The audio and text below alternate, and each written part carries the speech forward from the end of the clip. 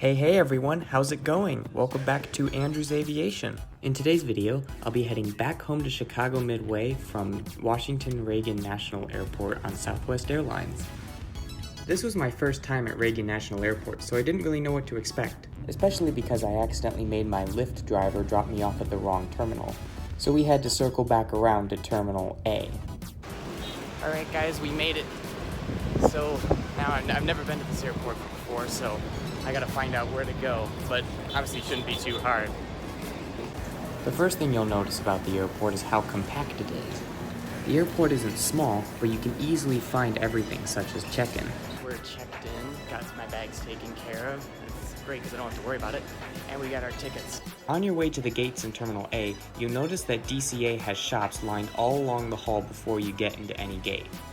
I can't blame them, however, because many other airports do the exact same thing, such as London Heathrow, where passengers are forced to walk through a bunch of shops before they get to the gate area. When I did reach the gate area, I found the architecture very breathtaking. The little lights in the ceiling look like stars, and the curves on the support beams look amazing. After finding my gate, I went back to the hallway full of restaurants and shops to go get a bite to eat. Ordering the food was simple, but paying is a different story. Apparently, the airport wants you to go all the way down to the end of the hallway to a special pay kiosk. This can be hard to find if you don't know what you're looking for. Terminal A doesn't have very many choices when it comes to eating. There's only 2 sit-down restaurants after security, and the rest are quick service joints. One of the sit-down restaurants, as I'm showing here, is located right in the center of the terminal area. Even if you're not ordering any food or drinks, you're still free to sit down at the table. But if you are ordering food or drink, you order through this iPad in front of you. It's really convenient, but it comes at a cost. I never thought I'd see a glass of milk for $4 in my life. Even as I'm recording this, I'm still amazed that those prices were legal. But at the time, my curiosity took over and I bought a glass of Coke for $4. Cheers to $4.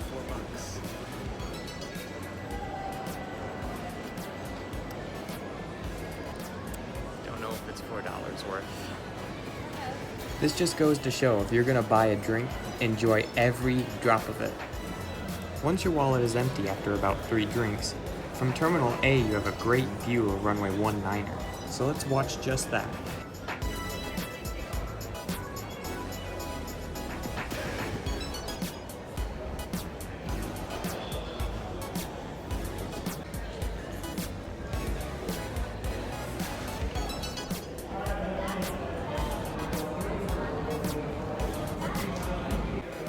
That was some good views, but time to board.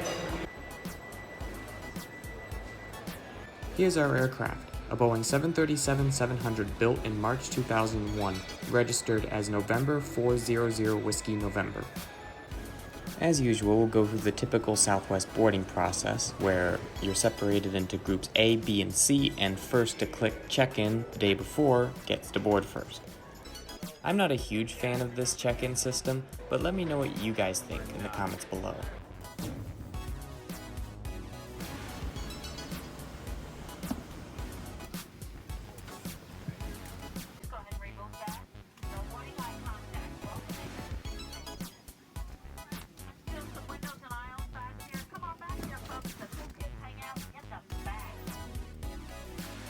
Pick out your own favorite seat.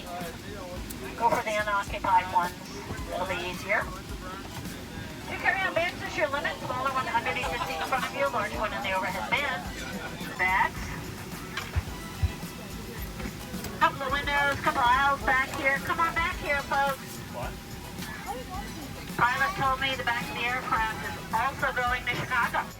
As you just heard, the flight attendants on Southwest is part of what makes the experience amazing. Now back to the seat. All the stuff I just pulled out is all the regular stuff that you would get just about on any flight, like drink menus and entertainment catalogs. Hey guys, glad we got a great seat.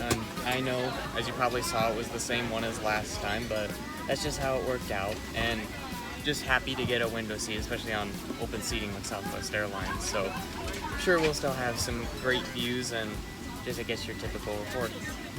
I'd really hate to be the last person on a Southwest flight, which that did happen to me before. I was really close to the last person, and all the seats that are available are just middle seats, and obviously me doing this, the window seat is the best, but that's why I always got to make sure to check in your Southwest flight as soon as it starts 24 hours online. So, I mean, I guess it really sucks if you can't do that. But unless you like the middle seat and you're with your family, I guess it's fine. But yeah, it's not the one for me. And there's your daily words of wisdom from a fellow traveler.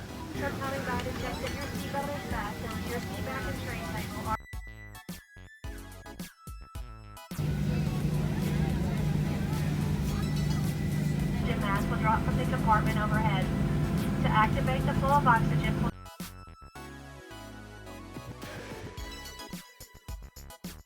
At this point in the flight, the captain came on and told us about storms crossing our flight path and heavy landing traffic, so we had to hold here at the end of the runway for quite a few minutes.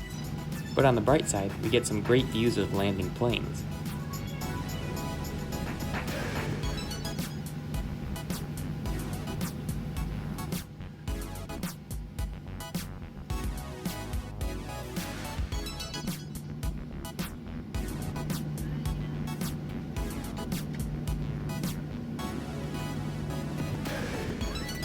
After about 20 minutes of some extra plane spotting, us and all the other departing flights were given clearance to take off, but not before a couple of flights got to use the runway first. double check your seatbelts. We have been cleared for departure. Enjoy your flight.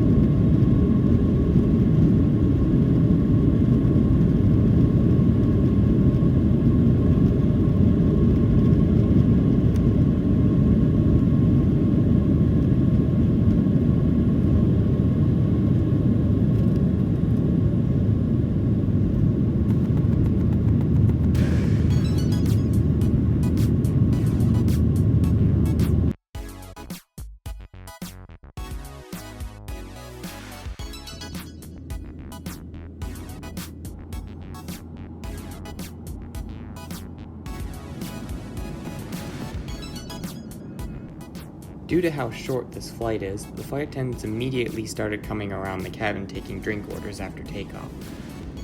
Right now I'm feeling in the mood for another Coca-Cola.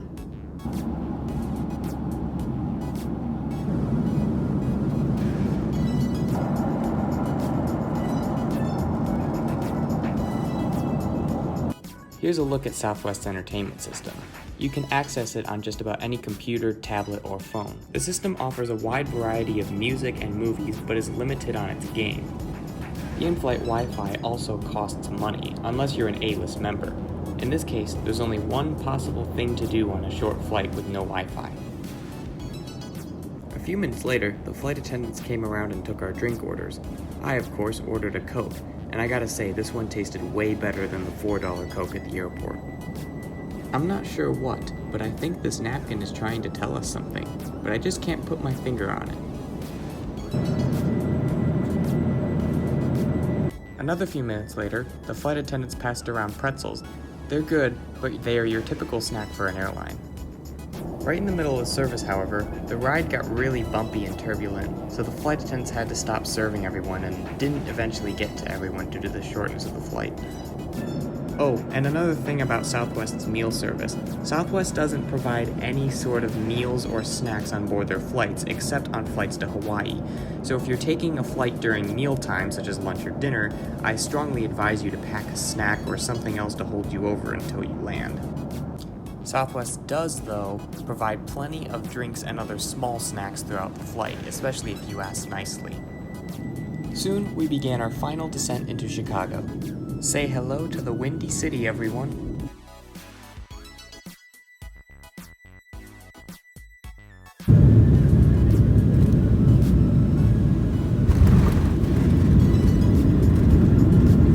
Overall, based based on this flight, I think Southwest is a great short-haul carrier.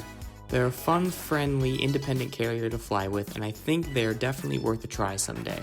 Now, I'm sure many of you are wondering how much this flight cost. This flight cost me around $241 one way. This flight was kind of booked a little last minute, and it was a flight at a more convenient time. If you are traveling in and out of DC and want to save a couple bucks, I'd recommend traveling in and out of Baltimore, as it is usually cheaper sometimes.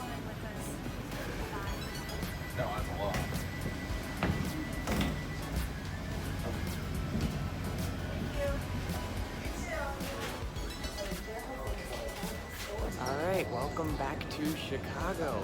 So, I guess this will be actually my last Southwest flight for a while. We got some very, very special videos coming up next week and the week after that. And with that, I will end the video here. Thank you all so much for watching, and as always, have a wonderful day, everyone.